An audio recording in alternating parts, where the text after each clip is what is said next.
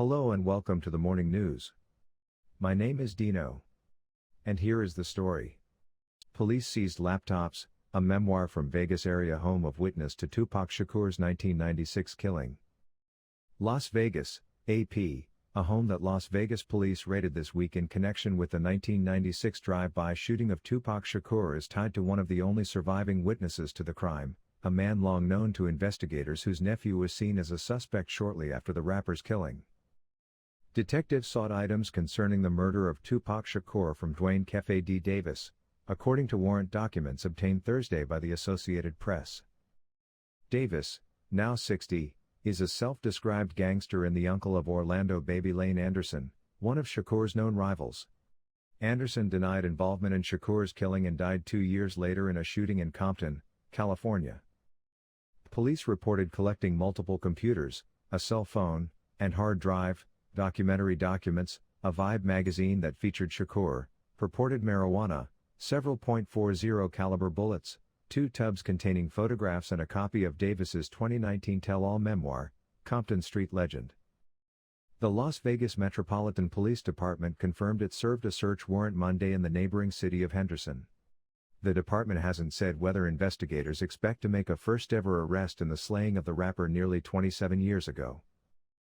Residents of the neighborhood in foothills about 20 miles, 32 kilometers, southeast of the Las Vegas Strip said they saw officers detain 2 people outside the home Monday night while investigators searched the one-story property.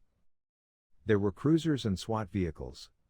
They had lights shining on the house, said Don Sansucci, who watched from the sidewalk as a man and a woman stepped out of a house to bullhorn commands, placed their hands behind their heads, and slowly walked backward toward officers amid a swirl of blue and red police lights. The case is being presented to a grand jury in Las Vegas, according to a person with direct knowledge of the investigation who was not authorized to speak publicly. The timing and results of those proceedings were unclear, and the person did not identify the 2 people whom police encountered at the house. News of the search breathed new life into Shakur's long unsolved killing, which has been surrounded by conspiracy theories. There has never been any arrest and attention on the case has endured for decades.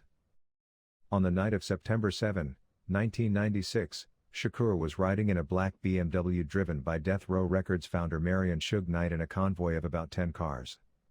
They were waiting at a red light a block from the Las Vegas Strip when a white Cadillac pulled up next to them and gunfire erupted. Shakur was shot multiple times and died days later.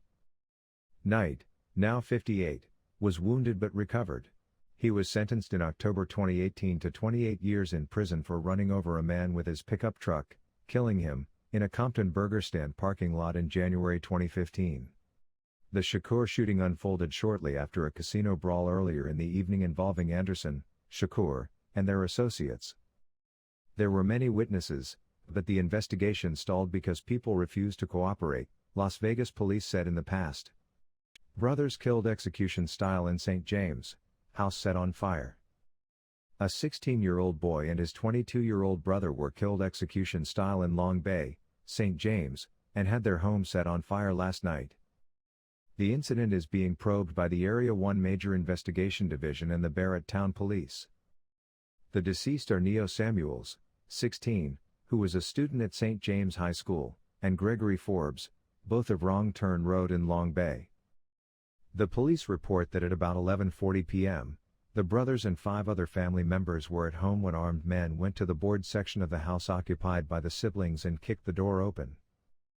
The men then held the brothers at gunpoint, placed them face down, and executed them. The house, which is a mix of board and concrete, was then set on fire. The structure was destroyed by the blaze. An elderly woman, a child, a teenage girl, and 2 other family members managed to escape unhurt. They lost all their belongings in the fire. Ammunition seized in Grants Pen. The Grants Pen police seized a bag containing illegal ammunition used in high-powered weapons as well as cigarettes on Thursday afternoon on Grants Pen Avenue in St. Andrew. Information reaching Erie News Media TV is that a man was walking in the community when he saw a police team and dropped a black bag and ran. The officers gave chase and when the bag was retrieved 19 rounds of ammunition were discovered. The police are now searching the area. Information also reaching our news team is that this was the second seizure for the police in the area today. The lawman said an illegal firearm was found in a section of the Grants Pen community known as Lady Huggins. These seizures follow yesterday's stakeholder meeting held at the police station. IRI News Media TV understands that a member of parliament for the area, Delroy Chuck, was in attendance. The meeting also involved members of the church, promoters, and other interest groups. The community has been tense in recent weeks. A senior officer told IRI News Media TV that it appears the weapon and ammunition were being stockpiled.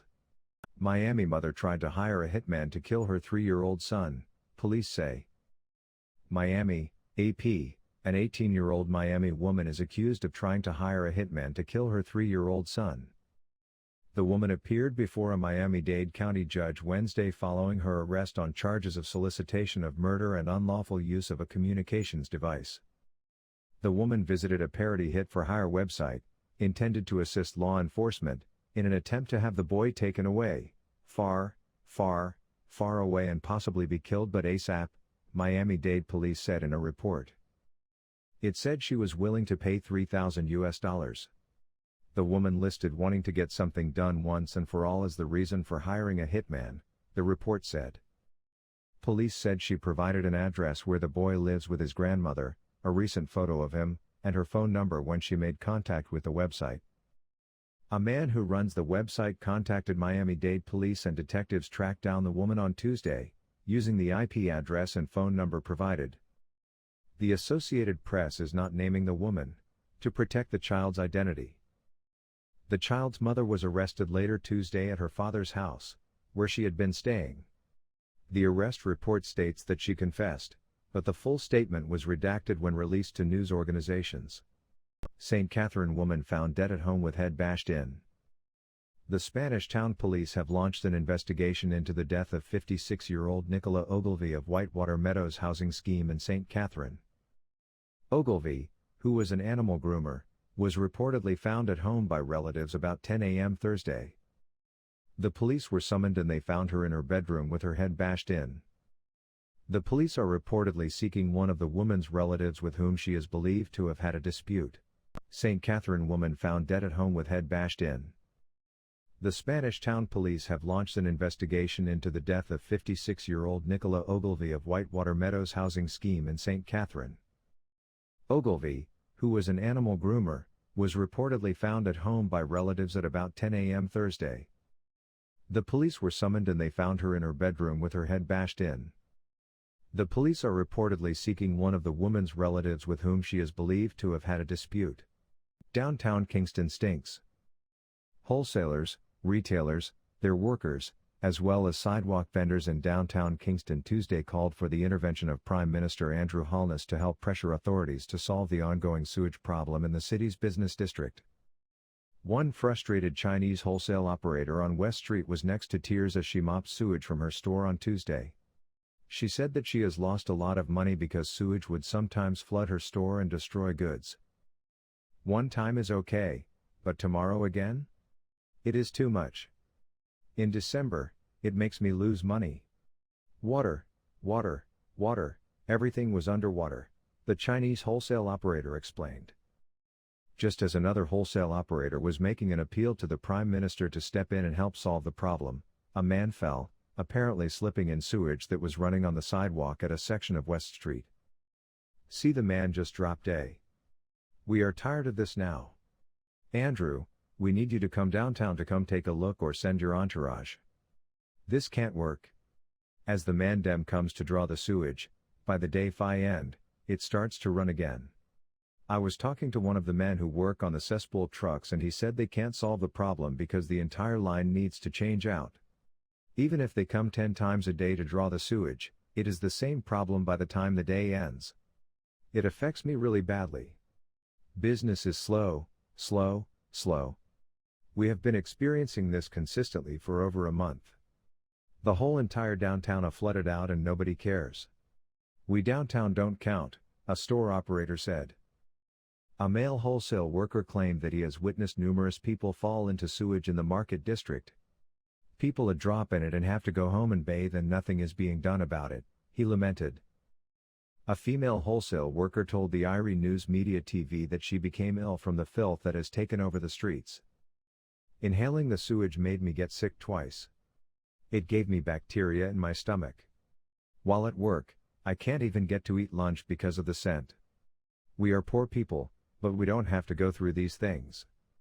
We have had the problem consistently from June, where, as they draw it, it overflows again, and from the morning we have to be in it, the female worker claimed. Irie News Media TV saw a cesspool truck Tuesday pull sewage from a pit on West Street, but according to one street-side vendor, no matter how many trucks come downtown, the problem always breaks out again soon after. The increase in population has contributed to it. To my knowledge, the pipes underneath are old, rotten, and broken. If it draws now, it comes back later.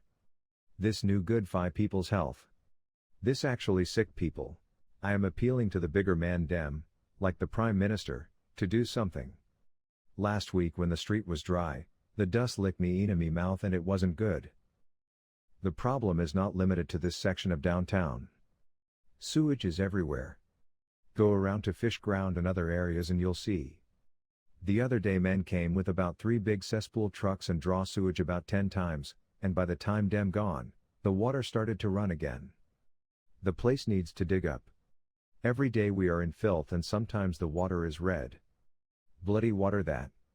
The scent alone makes people don't want to stop and buy. Nothing is selling. Sometimes the water bubble up high. Out at Pekin Street and Beckford Street corner is the same problem. One man who works in the area believes that cesspool trucks cannot solve the problem of sewage overrunning the streets and also called on Prime Minister Holness to come up with a master plan that will fix the recurring problem once and for all.